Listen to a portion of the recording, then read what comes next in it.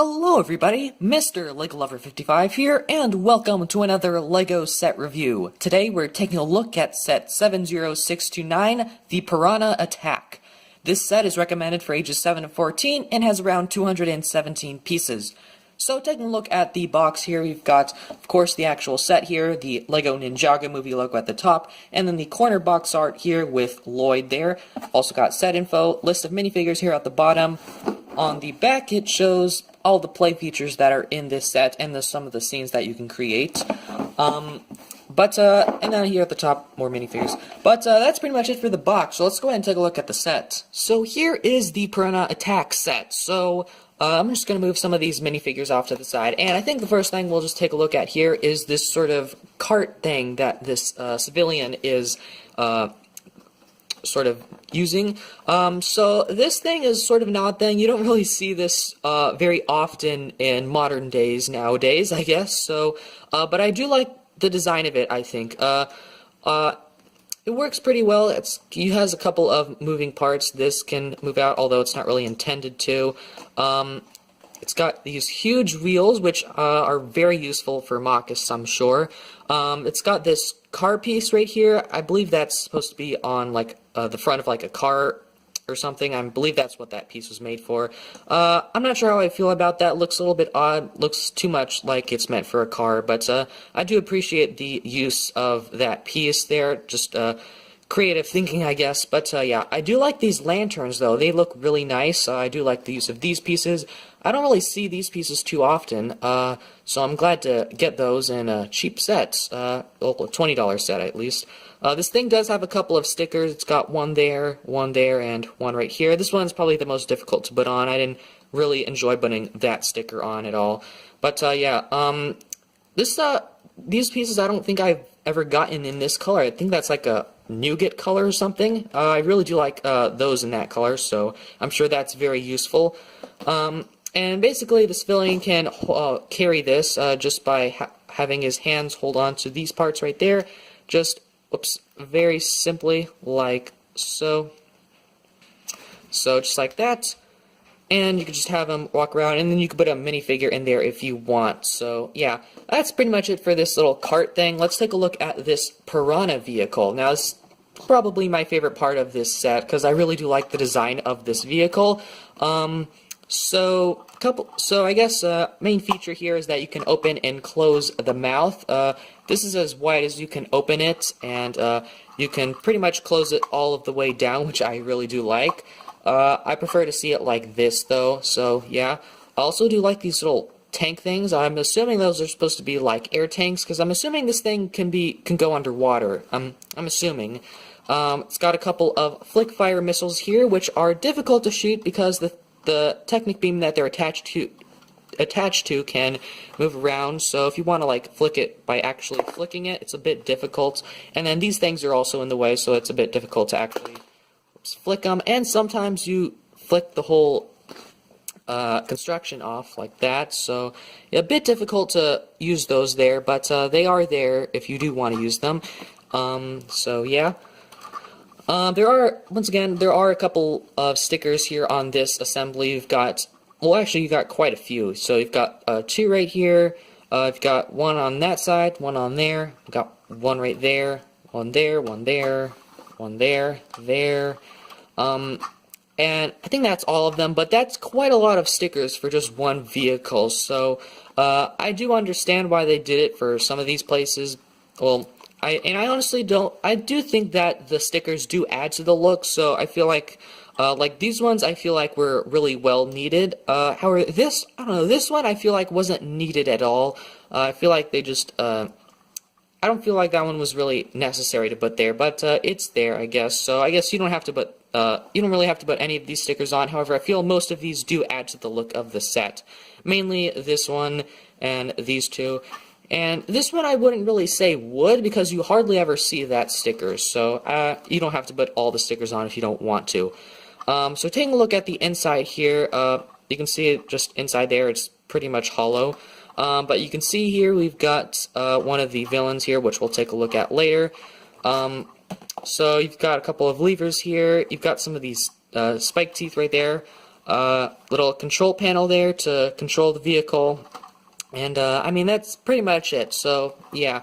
I do like the use of pieces on this set, especially these sort of round pieces, and the way they construct the eyes is interesting because I was sort of wondering how they did it, and, well, this is how they did it. They used these new sort of round pieces, but yeah, I really do like the way they did that, or pulled that off, so...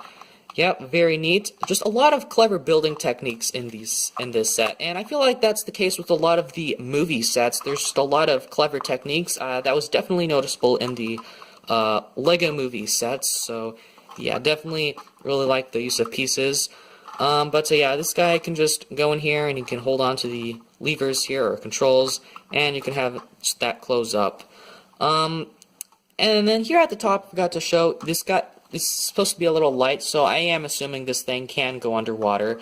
It's got feet here that can move just side to side, and yeah, it doesn't do much, but you can get it in some funny poses if you want. But yeah, they don't bend forward and backward at all, but it's okay, I guess. But overall, I think that's pretty much it for this vehicle, and pretty much it for the rest of the set. So let's go ahead and take a look at the minifigures. So the first minifigure we have here is the Lady Iron Dragon, or Coco, or Misako, or whatever you want to call her. Now, I was really excited for this figure at first, but then when I saw the face print, I was not as excited. So let me just give you a look around there. So I don't like how they did the face print. I would have preferred if they just used a regular yellow head, but instead they printed the face on a black head there, and I don't really like that a whole lot. I feel like, and something I actually noticed is when I went to the Lego store, I saw a keychain for this figure, and the print on that was better than this. So I don't know, that's something I might want to make a video on in the future, but yeah, I just don't like the way this came out. There could have definitely been a lot... This figure could have definitely been a lot better if it weren't for that face print. But she, as for the rest of this, so that's just a look around. She doesn't have an alternate face. That's her hairpiece. Her hairpiece is really nice, and I'm sure that'll be useful for a lot of other figures. She has this bow weapon. It's the same one that Zane uses, and she's got this sort of quiver. I've never seen this sort of quiver before, so that's really neat. It's got also a shoulder pad there. But taking a look at the torso print, you can see there's the front there and the back there, and there is, I don't believe there, yeah, no, there's no leg printing at all, but it does come with this skirt piece, which is pretty nice, but yeah, you can see there's no leg printing at all, but that's pretty much it for this figure, so let's go ahead and take a look at the next. Next up here is Kai, and I feel like they should have chosen another ninja to be in this set. Maybe even Lloyd, because it would have been nice to at least see Lloyd in his ninja outfit in a cheaper set, but we have just gotten Kai so many times in a lot of cheaper sets, and I'm sort of tired of getting him. He does come with his hairpiece instead of his hood, which is nice, because that is a really nice hairpiece, very crazy one as well. But there's nothing new about him. He's got the same face print that all of the other Kai figures from the movie have, so there's nothing new there. And his back printing is pretty much the same as well there, so that's pretty much it for this figure, so let's go ahead and move on. Here is the civilian figure of this set, and this guy actually does have a name. On the box, it says his name is Ray, and I believe that's supposed to be a reference to Kai's father, Ray, in the TV show, so that's pretty nice. So they made sort of a movie counterpart, even though he doesn't really look like how he does in the show at all. But it's still nice to get a civilian figure. Honestly, it doesn't really matter if is supposed to be Kai's father, but he's got some nice printing, though. He's got some sandals there. He's got just a sand blue torso there, which is pretty nice. He just overall has very nice printing, and he's also got this new sort of hat mold, which is pretty nice, which was introduced last year, but nice to get. And there is a better look at his face print. No alternate face, because it would be showing, since he doesn't have that covered up normally. Last up here is a Shark Army Thug, and now there's not really anything interesting about him. He doesn't have any new printing at all. I'm pretty sure that face print is the exact same face print we've gotten in another set. I think maybe like Nia's Water Strider or something. But overall, just not a very interesting figure. It's just sort of an army builder. But it is, I guess, nice to get that sort of beanie in that, what is that, burnt orange color, I guess. So yeah, overall, okay figure, but nothing new about him. Here is the instruction manual for this set. So on the front, pretty much the same stuff as on the front of the box. Here it shows that if you are confused, you should open up the bags according to their number.